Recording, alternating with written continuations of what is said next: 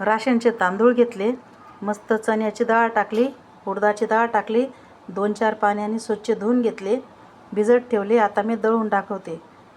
आणि त्याच्यात चण्याची डाळ याच्यासाठी टाकली की डोसा खूप कुरकुरीत येतो, म्हणून मी चण्याची डाळ पण टाकलेली आहे.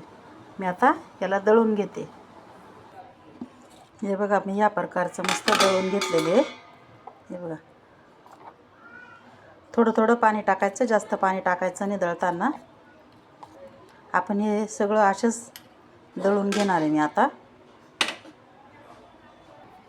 हे बघा, सगळं डोशांचं पीठ मस्त दळून घेतलं, एकदम भारी.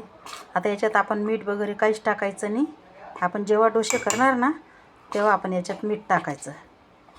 आता मी फुगण्यासाठी याला शिजून झाकून ठेवते. हे बघा, आपलं डोशाचं पीठ तयार झालं.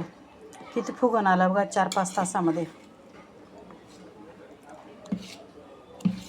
आता मी फक्त चवीपुरतं मीठ टाकणार आहे, बाकी काय नाही टाकणार आहे मी त्याच्यात. मी आता मिक्स करून घेते याला. आता मिक्स करून घेतलं मी. आता हे तुम्हाला डोसे काढून दाखवते मस्त.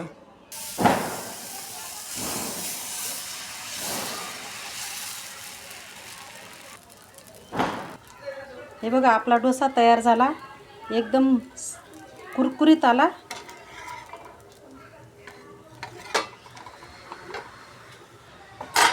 हे बघा, मी अजून एक असा डोसा करून दाखवते तुम्हाला.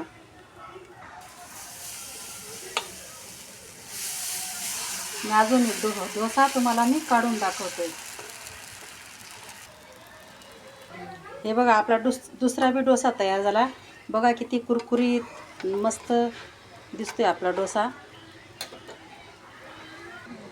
मी आता तुम्हाला ताट करून दाखवते. बघा कसे कुरकुरीत डोसे आले आपले मस्त.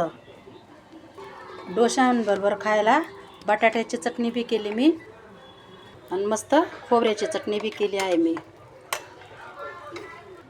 हे बघा आपले डोसे, खोबऱ्याची चटणी, बटाट्याची चटणी.